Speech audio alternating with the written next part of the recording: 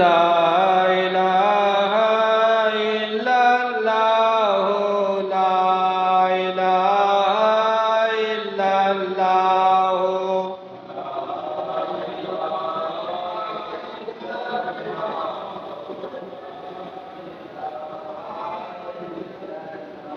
لا الہ الا اللہ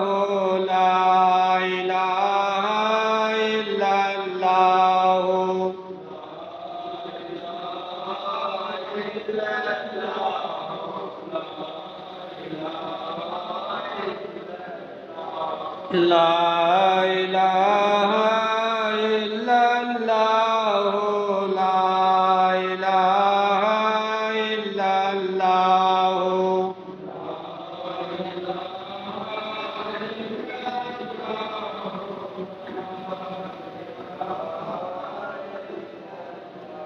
لا الہ الا اللہ لا الہ الا اللہ لا الہ الا اللہ لا الہ الا اللہ لا الہ الا اللہ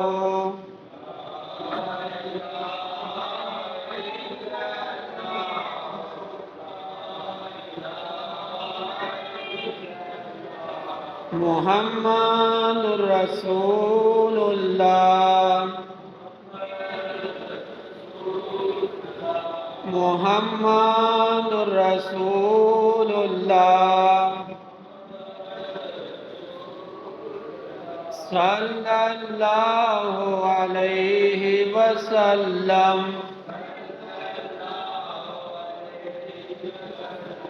صلی اللہ علیہ وسلم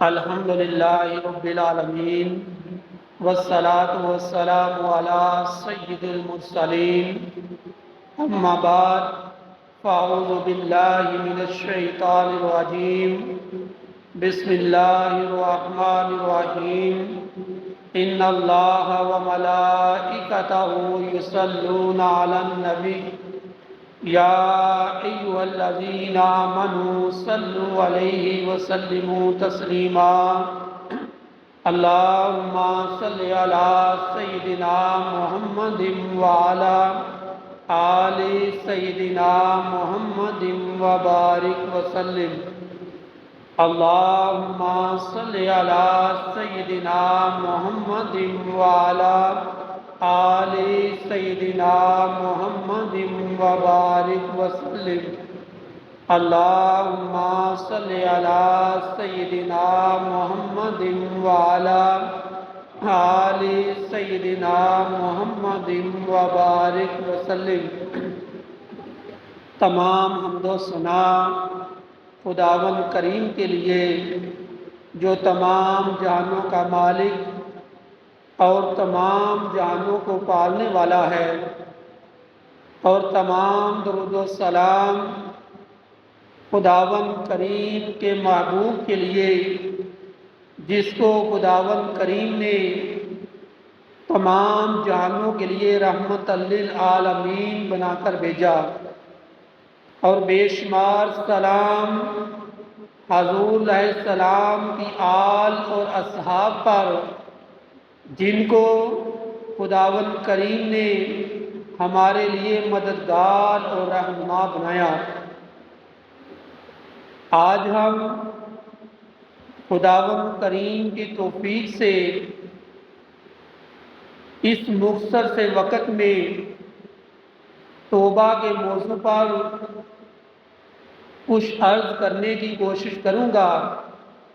خداوند کریم ہمارے مرشد کریم کی توجہ ہمارے ساتھ شامل حال فرما کر ہمیں پکی سچی توبہ کرنے کی توفیق عطا فرمائے۔ حضرت ابراہیم بن ادہم رحمۃ اللہ تعالی علیہ، یہ بہت بڑے اللہ تبارک و تعالیٰ کے ولی گزرے ہیں۔ ان کی بارگاہ میں ایک شخص آیا اور آ کر کہنے لگا کہ حضرت مجھے کچھ نصیحتیں کریں جو گناہ چھوڑنے میں میرے لیے کارآمد ثابت ہوں۔ تو حضرت ابراہیم بن ادہم رحمۃ اللہ تعالی علیہ نے اسے 4 نصیحتیں کی۔ پہلی نصیحت یہ کی کہ جب تم گناہ کرنا چاہے تو خداوند کریم کا رزق کھانا چھوڑ دینا۔ وہ شخص کہنے لگا کہ حضرت یہ کیسے ہو سکتا ہے کہ اگر میں خداوند کریم کا رزق کھانا چھوڑ دوں گا تو میں مر جاؤں گا، خداوند کریم کے رزق کھانے کے بغیر میں کیسے زندہ رہ سکتا ہوں؟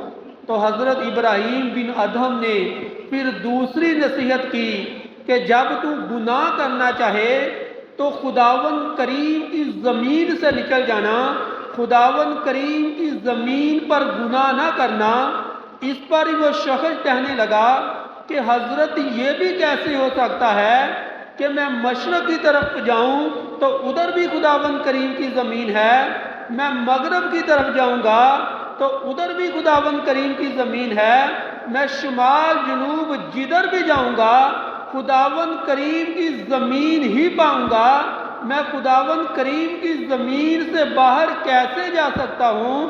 تو حضرت نے تیسری نصیحت کی کہ اللہ کے بندے جب گناہ کرنا چاہے تو ایسی جگہ چھپ کر گناہ کرنا جہاں تیرا رب عز و جل تمہیں دیکھ نہ سکے۔ تو وہ شخص کہنے لگا کہ حضرت یہ بھی کیسے ہو سکتا ہے، خداوند کریم تو ہر جگہ دیکھنے والا ہے، میں جہاں بھی چھپ جاؤں گا خداوند کریم مجھے دیکھ رہا ہوگا۔ تو آپ نے چوتھی اور آخری نصیحت کی کہ جب تیرے پاس قبر میں منکر نکیر آئیں تو ان سے کہہ دینا کہ میں تمہارے سوالوں کے جواب نہیں دوں گا، اور جب تمہارے گناہوں کی وجہ سے تمہیں جہنم کی طرف لے جایا جائے تو فرشتوں سے کہہ دینا میں نہیں جاؤں گا۔ اس پر وہ شخص کہنے لگا کہ حضرت یہ بھی کیسے ہو سکتا ہے، مجھے تو سوالوں کے جواب دینے ہی پڑیں گے، اور جب میرے گناہوں کی وجہ سے مجھے جہنم کی طرف لے جایا جا رہا ہوگا تو میری لاکھ کوشش کے باوجود بھی مجھے جہنم میں جانا ہی پڑے گا۔ تو اس پر حضرت ابراہیم بن ادہم کہنے لگے کہ اللہ کے بندے جب تو خداوند کریم کا رزق کھانا بھی نہیں جوڑ سکتا، جب تو خداوند کریم کی زمین سے بھی باہر نہیں نکل سکتا، جب تو خداوند کریم سے چھپ بھی نہیں سکتا، اور جب تو منکر نکیر کو بھی جواب نہیں دے سکتا، اور جب تمہیں فرشتے جہنم کی طرف گناہوں کی وجہ سے لے جانا چاہے تو ان سے بھی نہیں بچ سکتا، تو پھر تو گناہ کرنا کیوں نہیں چھوڑ دیتا؟ اب یہ ایک ولی اللہ کی زبان سے الفاظ نکلے تھے۔ اللہ کے ولیوں کی زبان میں خداوند کریم نے تاثیر رکھی ہے، ان کی نظر میں بھی تاثیر ہے، ان کی زبان میں بھی تاثیر ہے۔ وہ لفظ اس نوجوان کے دل پر لگے، اس نے ایسی توبہ کی کہ مرتے دم تک اس توبہ پر قائم رہا۔ تو دوستو، جو خداوند کریم کے ولی ہوتے ہیں ان کی زبان میں بھی تاثیر ہوتی ہے، نظر میں بھی تاثیر ہوتی ہے۔ اسی لیے علامہ اقبال نے کہا تھا کہ نگاہ ولی میں وہ تاثیر دیکھی، بدلتی ہزاروں کی تقدیر دیکھی۔ تو جب اللہ تبارک و تعالیٰ کے ولی جو ہوتے ہیں ان کی بارگاہ میں جب بندہ آتا ہے تو گناہوں سے توبہ کا ذہن بنتا ہے، انسان اپنے گناہوں سے توبہ کرتا ہے۔ خداوند کریم کے ولیوں کی نظر اور زبان میں تو تاثیر ہوتی ہی ہے، ان کے آستانوں پر آنے والا بھی محروم نہیں رہتا۔ نبی پاک صلی اللہ علیہ وسلم نے ارشاد فرمایا کہ بنی اسرائیل کا ایک شخص تھا جس نے 99 قتل کیے۔ 99 قتل کرنے کے بعد اس کا ذہن بڑھا کہ میں توبہ کروں، معافی مانگوں، میں نے ظلم کیا۔ تو ایک صاحب علم کے پاس گیا۔ یاد رکھیں علم والے بھی 2 طرح کے ہوتے ہیں، ایک ہوتا ہے جن کے پاس فقط علم ہوتا ہے، اور دوسرے ہوتے ہیں جن کے پاس فیضان علم بھی ہوتا ہے۔ جو علم حاصل ہوتا ہے یہ کتابوں سے حاصل ہوتا ہے، اور جو فیضان علم حاصل ہوتا ہے یہ اللہ تبارک و تعالیٰ کے مقرب بندوں سے حاصل ہوتا ہے۔ اسی لیے علم کی دنیا میں جن کا بڑا نام تھا، جو بڑے بڑے لوگ تھے، مثال کے طور پر امام اعظم ابو حنیفہ کو دیکھ لے، امام مالک کو دیکھ لے، امام شافعی کو دیکھ لے، امام احمد بن حنبل کو دیکھ لے، امام احمد رضا خان بریلوی کو دیکھ لے۔ یہ جتنے بھی لوگ تھے انہوں نے علم حاصل کرنے کے بعد فیضان علم حاصل کرنے کے لیے کسی کے مرید بنے۔ تو دوستو، جب اتنے نیک متقی اور پرہیزگار لوگوں کو بھی کسی مرشد کریم کی ضرورت ہے، جب یہ اتنے نیک اور پرہیزگار لوگ بھی کسی اللہ والے کے پاس گئے، تو میں اور آپ کون ہوتے ہو؟ ہم کس بات کی مولی ہیں؟ ہمارے پلے گناہوں کے سوا اور ہے کیا؟ ہمیں تو ان سے زیادہ مرشد کریم کی ضرورت ہے۔ لیکن یاد رکھو، بزرگ فرماتے ہیں کہ کسی کا مرید بننے کے لیے جب مرید بننے لگو تو آنکھیں کھلی رکھو، کہ جس کے مرید بن رہے ہو کسی پنگی چرسی کے مرید مت بنو، کسی ایسے کے مرید بنو جو تمہارے ایمان کی حفاظت بھی کر سکے، جو تمہاری مشکل میں کام بھی آ سکے، جو تمہاری قبر کی مشکل میں بھی کام آ سکے، جو تمہاری حشر کی مشکل میں بھی کام آ سکے۔ تو بزرگ فرماتی ہیں کہ جب مرید بننے لگو تو اس وقت اپنی آنکھیں کھلی رکھو، لیکن جب کسی ولی کامل کے مرید بن جاؤ، جب کسی پیر کامل کے مرید بن جاؤ تو اب اپنی آنکھیں بند کر لو۔ اب تمہارا مرشد کریم جیسے تمہیں چلاتا ہے ویسے چلتے جاؤ۔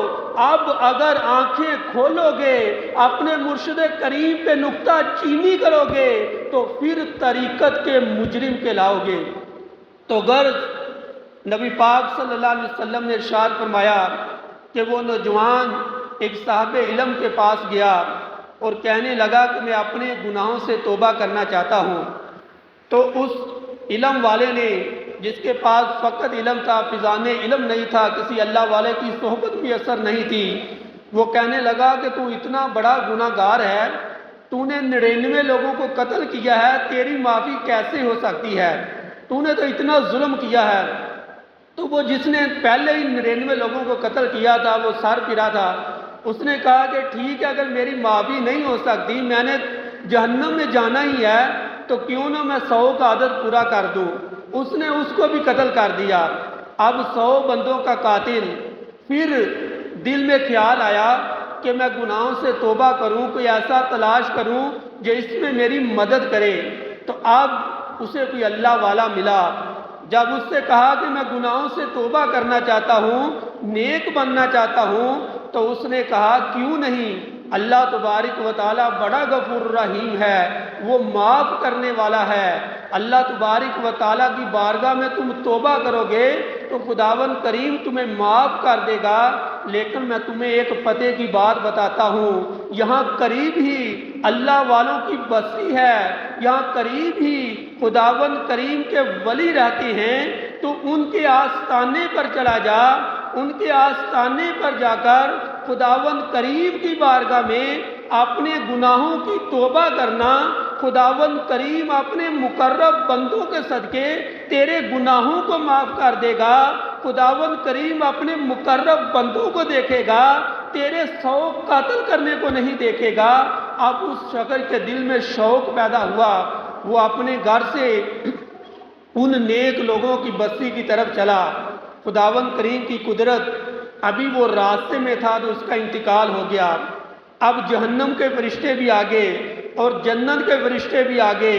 جہنم کے فرشتے کہنے لگے اس نے 100 بندوں کو قتل کیا ہے، اس لیے یہ جہنمی ہے، اس کو ہم لے کر جائیں گے۔ اور جنت کے فرشتے کہنے لگے بے شک اس نے 100 بندوں کو قتل کیا تھا، لیکن یہ خداوند کریم کے مقرب بندوں کے پاس جا رہا تھا، اس لیے ہم اسے جنت میں لے کے جائیں گے۔ جب ان کا یہ معاملہ خداوند کریم کی بارگاہ میں پیش ہوا۔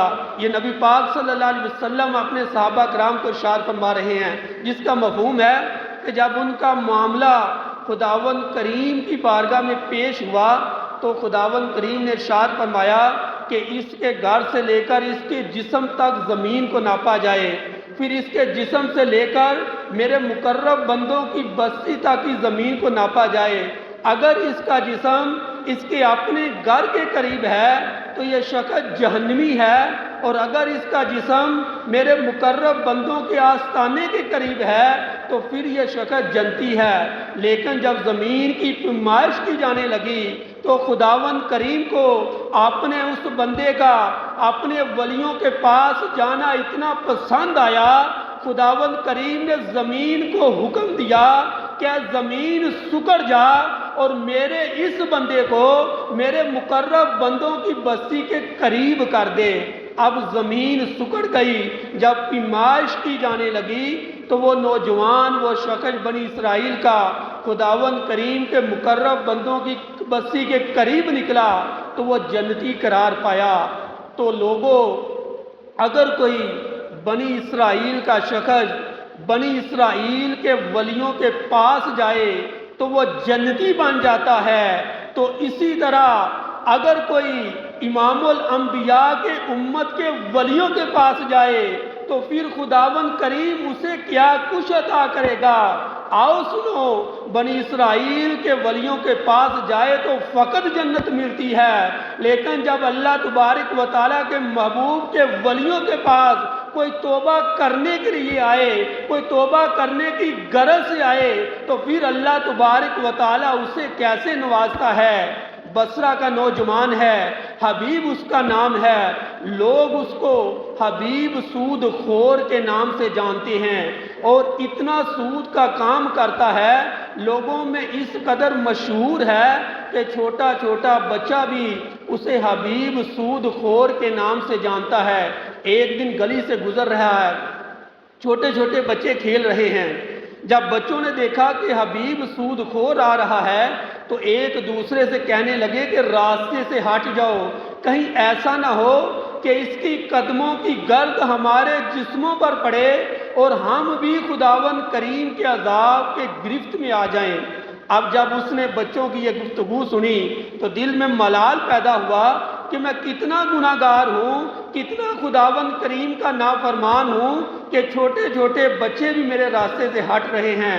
اللہ تبارک و تعالیٰ کی قدرت کہ ایک اللہ والے سے اس کی ملاقات ہو گئی، تو میں نے پہلے ہی عرض کیا کہ جو اللہ والے ہوتے ہیں ان کی زبان میں بھی تاثیر ہوتی ہے، ان کی نظر میں بھی تاثیر ہوتی ہے، ان کے پاس آنے والوں کی تقدیر بدل جاتی ہے۔ جب اللہ تبارک و تعالیٰ کے اس مقرب بندے نے حبیب جو تھا اس کو نصیحت کی کہ اپنے گناہوں سے توبہ کر لو، تمہارا رب عز و جل بڑا غفور رحیم ہے، وہ معاف بھی کر دے گا، کب تک ایسے گناہ کرتے رہو گے؟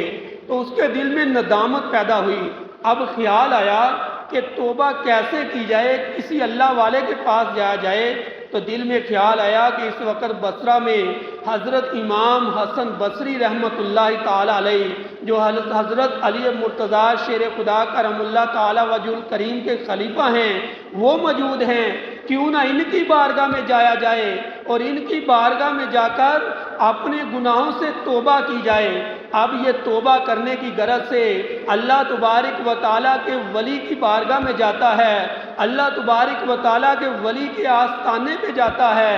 خداوند کریم کی شان جب یہ ان کے پاس پہنچا تو حضرت امام حسن بصری رحمۃ اللہ تعالیٰ علیہ لوگوں کو واعظ کر رہے تھے، اور واعظ بھی توبہ کے موضوع پہ کر رہے تھے۔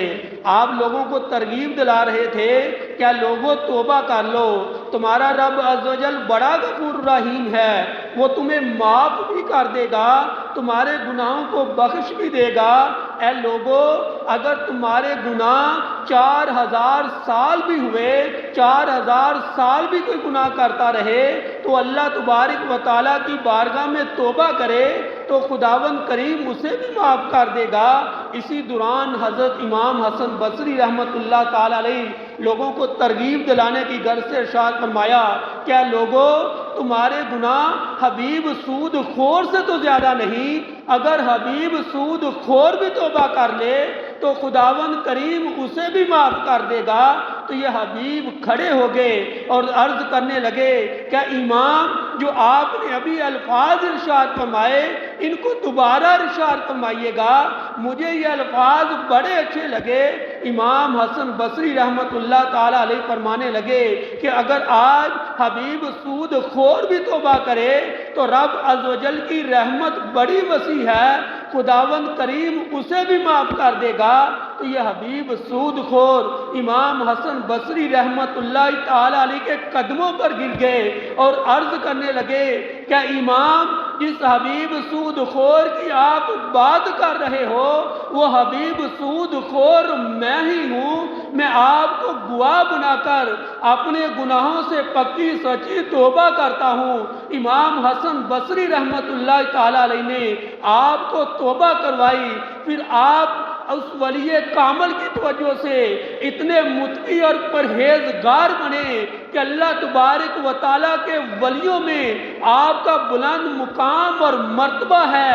آپ کو خداوند کریم نے اتنا بلند مقام اور مرتبہ دیا کہ حضور غوث پاک رضی اللہ تعالیٰ عنہ بھی جب آپ کا نام لیا کرتے تھے تو آپ کا نام ادب سے لیا کرتے تھے۔ تو دوستو اگر بنی اسرائیل کے ولیوں کے پاس جائے تو فقط جنت ملتی ہے، لیکن اگر کوئی نبی پاک صلی اللہ علیہ وسلم کی امت کے ولیوں کے پاس توبہ کرنے کی غرض سے آئے تو اللہ تبارک و تعالی اسے اپنا دوست بھی بناتا ہے، اسے اپنا ولی بھی بناتا ہے اور پھر جنت تقسیم کرنے والا بھی بنا دیتا ہے۔ اللہ تبارک و تعالیٰ کی رحمت بڑی وسیع ہے۔ آؤ اللہ تبارک و تعالیٰ کی بارگاہ میں اپنے گناہوں سے توبہ کر لو۔ ایسے نوجوان جنہوں نے ساری نوجوانی گناہوں میں گزار دی، ایسے بزرگ جو بڑھاپے میں پہنچ گئے لیکن اپنی ساری زندگی گناہوں میں گزار دی، آؤ آج خداوند کریم کے ولی کامل کے کرم میں اپنے گناہوں سے توبہ کر لو۔ تمہارا رب عز و جل بڑا غفور رحیم ہے، وہ تمہیں معاف بھی کر دے گا اور تمہارے گناہوں کو بخش بھی دے گا۔ اس گمان میں نہ رہنا کہ ابھی تو عمر بڑی پڑی ہے، ابھی جوانی کے مزے لوٹ لیں، بڑھاپے میں توبہ کر لیں گے۔ کیا دوستو ہم نے اپنی آنکھوں سے دادے کو پوتے کا جنازہ پڑھتے نہیں دیکھا؟ کہ ہم نے اپنی آنکھوں سے باپ کو بیٹے کا جنازہ کندھوں پہ اٹھاتے نہیں دیکھا؟ یہ سب کچھ ہم نے اپنی آنکھوں سے دیکھا ہے۔ یاد رکھو دنیا میں آنے کی ایک ترتیب ضرور ہے لیکن دنیا سے جانے کی کوئی ترتیب نہیں، اس لیے اس وقت کو غنیمت جانو، اپنے گناہوں سے توبہ کر لو۔ تمہارا رب تو اتنا غفور رحیم ہے، وہ ارشاد فرماتا ہے کہ لا تقنطوا من رحمت اللہ، اے میرے محبوب فرما دیجئے میری رحمت بڑی وسیع ہے۔ حدیث قدسی ہے، خداوند کریم ارشاد فرماتا ہے کہ میری رحمت میرے غضب پر حاوی ہے۔ جب خداوند کریم کا کوئی بندہ اپنے گناہوں سے توبہ کرتا ہے تو سنو خداوند کریم کتنا خوش ہوتا ہے۔ نبی پاک صلی اللہ علیہ وسلم نے صحابہ کرام رضوان اللہ اجمعین کو ارشاد فرمایا کہ میرے صحابہ اگر کوئی ایک شخص صحرا میں سفر کر رہا ہو، اس کے پاس فقط ایک سواری ہو، اس کے اوپر اس کے کھانے پینے کا سامان ہو، وہ شخص آرام کرنے کے لیے کچھ دیر بیٹھے، اس کو نیند آ جائے، وہ سو جائے، جب اٹھے اپنی سواری کو غائب پائے، اب صحرا میں کوئی کھانے پینے کی کوئی چیز نہیں، اب اس کو یہ یقین ہو جائے کہ اب میری موت یقینی ہے، اب موت کے انتظار میں بیٹھے بیٹھے اسے اونگ آ جائے، پھر دوبارہ اٹھے اپنی سواری کو اپنے پاس موجود پائے، اس پر کھانے پینے کا سامان بھی ہو، اے میرے صحابہ بتاؤ اس شخص کو کتنی خوشی ہوگی۔ صحابہ کرام رضوان اللہ اجمعین عرض کرنے لگے یا رسول اللہ صلی اللہ علیہ وسلم اگر کسی کو پوری دنیا کی دولت دی جائے تو وہ بھی اتنا خوش نہیں ہوگا جتنا خوش وہ شخص ہوگا جسے صحرا اور بیابان میں نئی زندگی ملی ہے۔ تو امام الانبیاء کے غلاموں سنو، خداوند کریم کے حبیب نے کیا ارشاد فرمایا؟ خداوند کریم کے حبیب نے ارشاد فرمایا، اے میرے صحابہ، جب میرا کوئی امتی توبہ کرتا ہے، جب خداوند کریم کا بندہ توبہ کرتا ہے تو خداوند کریم کو اس شخص سے بھی زیادہ خوشی ہوتی ہے۔ اور ارشاد فرمایا کہ جب کوئی نوجوان توبہ کرتا ہے تو 40 دن تک آسمانوں پر قندیل روشن کیے جاتے ہیں۔ فرشتے پوچھتے ہیں کہ یہ قندیل روشن کیوں کیے گئے؟ تو جواب ملتا ہے، آج ایک نوجوان نے توبہ کی ہے۔ اب غور کریں، ہمارا رب کتنا غفور رحیم ہے، وہ کتنا معاف کرنے والا ہے۔ وہ ارشاد فرماتا ہے کہ میری رحمت سے ناامید نہ ہو، چاہے کسی کے کتنے بھی گناہ ہوں، چاہے اس نے ساری زندگی گناہوں میں گزاری ہو، میری بارگاہ میں آ جائے، رجوع کر لے، میں معاف بھی کر دوں گا اور گناہوں کو بخش بھی دوں گا۔ تو اللہ تبارک و تعالیٰ کی بارگاہ میں دعا ہے کہ اللہ تبارک و تعالیٰ اپنے ولی کامل کے واسطے سے، اس پاکیزہ دوست کے واسطے سے ہمارے گناہوں کو معاف فرمائے اور ہمیں پکی سچی توبہ کی توفیق عطا فرمائے۔ آمین بجاہ النبی الامین صلی اللہ تعالی علیہ وآلہ وسلم۔